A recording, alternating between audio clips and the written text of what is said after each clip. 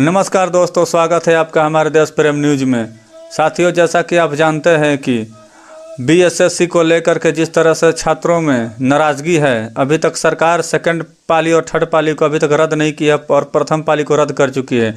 इससे नाराज छात्रों ने बीते 30 जनवरी के दिन बीएसएससी ऑफिस के पास धरना प्रदर्शन करने का आह्वान किया था, जिसके पहले ही प्रशासन वहां पहुंच करके छात्रों को तितर बितर कर देती है और छात्रों को वहां से भगा देती है। और उसी में से एक छात्र जिनका नाम सौरभ कुमार है, जो युवाओं के लिए परीक्षार्थी के लिए परीक्षा देने वाले तमाम युवाओं के लिए वो हमेशा से लड़ाई लड़ते रहे हैं और आगे भी लड़ते रहेंगे। उन्हें गिरफ्तार कर लेती है पुलिस और उन्हें जेल लेकर चली जाती है पुलिस। वो जब जेल से निकल कर आते हैं तो आज जो उन्होंने बात कही है, उस बातों को आप लोग सुनिए कि वो आखिर कह क्या रहे हैं। आखिर तमाम युवाओं को, तमाम परीक्षार्थियों को एकजुट होने की सलाह क्यों दे रहे हैं और क्यों कहना पड़ रहा है कि सारे परीक्षार्थी साथ में आ जाए। साथियों, पहले आप सुनते हैं हम लोग सौरभ जी को।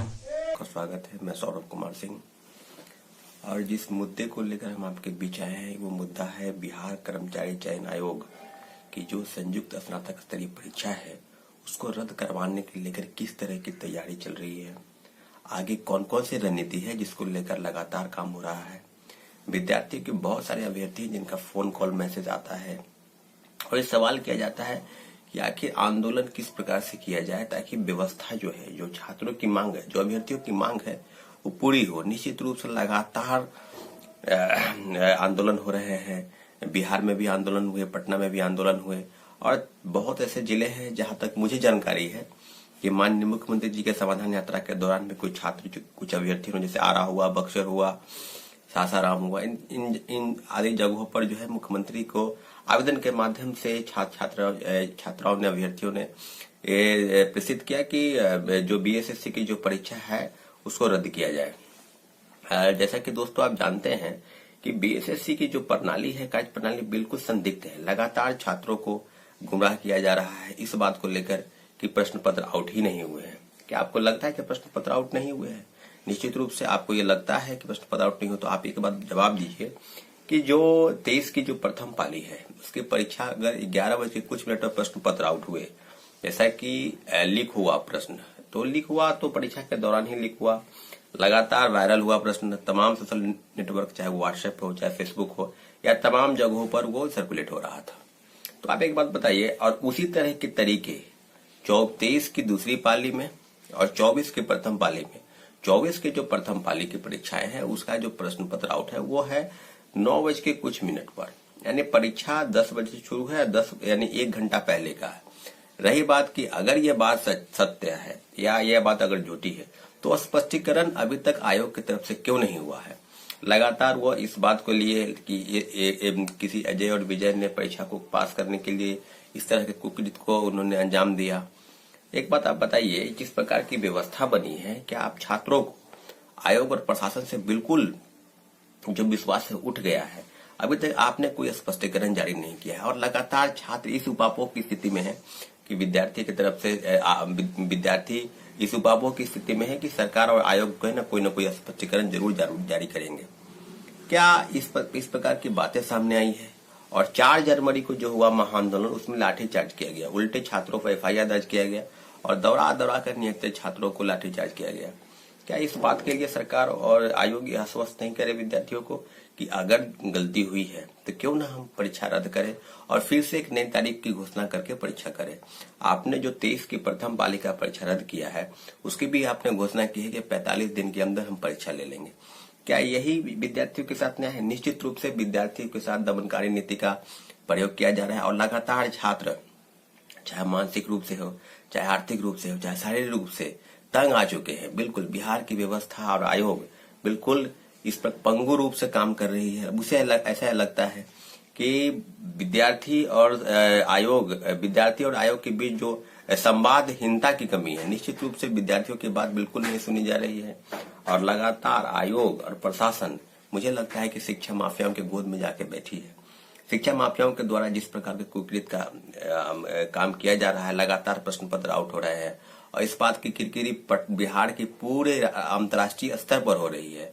निश्चित रूप से शिक्षा में जो गिरावट है, प्रश्न पत्र जो आउट हो रहे हैं, प्रतियोगिता परीक्षा में जो पारदर्शिता नहीं है, निश्चित रूप से शिक्षा व्यवस्था बिल्कुल चौपट हो गई है। और लगातार विद्यार्थियों को इस बात के लिए डराया जाता है कि अगर तुम आंदोलन करोगे, तुम सड़क पर उतरोगे तो लाठीचार्ज करेंगे, नहीं होगा तो FIR कर देंगे, वो झूठे केस में फंसा देंगे, और तरह तरह के हथकंडे अपनाकर उनको डराने का प्रयास किया जाता है। मैं आपको बता दूं कि डरने की जरूरत नहीं है। छात्र समुदाय एकजुट है अपने हक की मांग के लिए, अपने अधिकार की मांग के लिए। क्या अगर आपने वैकेंसी निकाली है तो उसमें ट्रांसपेरेंसी नहीं लाएंगे तो मेरिट वाले ऐसे स्टूडेंट जो दिन रात तैयारी करते हैं यहाँ पटना में रहकर और तमाम शहरों में रहकर प्रतियोगिता की तैयारी करते हैं, इस बात को लेकर कि हमारी जो परीक्षा होगी अच्छी जाएगी, तब मुझे एक नौकरी मिलेगी और नौकरी के माध्यम से अपने और अपने माता पिता के सपने को पूरा करेंगे। क्या उसको कुचलने का प्रयास नहीं है? क्या उसको दबाने का प्रयास नहीं है? लगातार आयोग और प्रशासन द्वारा विद्यार्थियों की जो हक है, उसकी जो मांग है, उसको दबाने का प्रयास किया जा रहा है। मैं आपको बता दूं कि आज हम लोग जो है BSSC ऑफिस जाएंगे और ज्ञापन सौंपेंगे और ज्ञापन के माध्यम से आयोग के चेयरमैन से हम मांग करेंगे कि 7 दिन के अंदर आपको एक अल्टीमेटम देते हैं। अगर हमारे ग्रीवांसेस को आप पूरा नहीं करेंगे, हमारी मांगों को पूरा नहीं करेंगे, तो 30 जनवरी के दिन हम लोग BSSC का घेराव करेंगे और BSSC के घेराव के बाद हम लोग ये तय करेंगे कि अगर हम लोगों पर कुछ उल्टा प्रशासन या आयोग द्वारा उल्टे कार्रवाई की जाती है, तब हम लोग गर्दनी बाग धरना स्थल पर, अनिश्चितकालीन धरना स्थल पर बैठेंगे। क्या इस प्रकार की बातें अगर होगी आयोग की तरफ से, व्यवस्था की तरफ से, विद्यार्थी किसके पास जाए? लगातार परेशान हो गए हैं स्टूडेंट, और इस बात के लिए निश्चित रूप से हम आयोग और चेयरमैन से यही रिक्वेस्ट करेंगे कि जो स्पष्टीकरण है वो जारी कर दे कि जांच की दिशा किस प्रकार से है, जांच में कितने लोग शामिल हैं और कौन कौन कुकृत्य को उन्होंने अंजाम दिया है।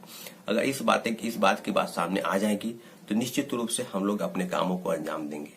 अब रही बात 30 जनवरी को चलने की, तो तमाम जगहों पर लोगों को सूचित किया जा रहा है, चाहे वो शिक्षक हो, चाहे अभ्यर्थी हो, तमाम हॉस्टलों, लॉजों इत्यादि में जाया जा रहा है।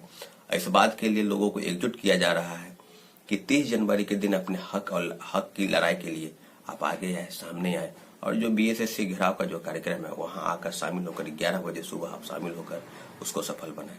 एक बात याद रखिए दोस्तों, मित्रों, सहपाठियों, अभ्यर्थियों कि अगर आप इस आंदोलन में नहीं आते हैं आप तो निश्चित रूप से यह आंदोलन बिल्कुल कमजोर पड़ेगा। और आयोग और प्रशासन ये जानती है कि अगर विद्यार्थियों की संख्या कम रहे तो उनके ऊपर लाठीचार्ज इत्यादि करवाने का उनको कहीं कोई कसर नहीं छोड़ने वाले हैं।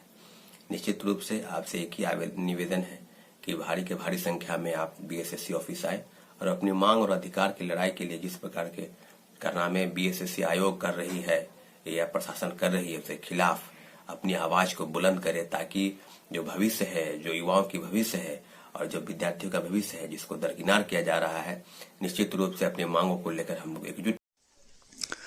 तो साथियों, आपने सुना किस तरीके से सौरभ जी ने, जो कि छात्र नेता है, उन्होंने अपने जितने भी 6 लाख परीक्षार्थी थे BSSC के, उनको आह्वान किया है कि अभी आप 12 फरवरी तक रुक जाए, क्योंकि 12 फरवरी के दिन BPSC का एग्ज़ाम है, उसके बाद हम लोग आगे की रणनीति तय करेंगे। तो साथियों, आप सुन रहे थे सौरभ जी को। धन्यवाद साथियों। अगर आपने हमारे अभी तक फेसबुक पेज को अगर फॉलो नहीं किया तो फॉलो कर लीजिए। अगर हमारे यूट्यूब चैनल को अगर आपने सब्सक्राइब नहीं किया तो सब्सक्राइब कर लीजिए। धन्यवाद साथियों। जय हिंद, जय भारत।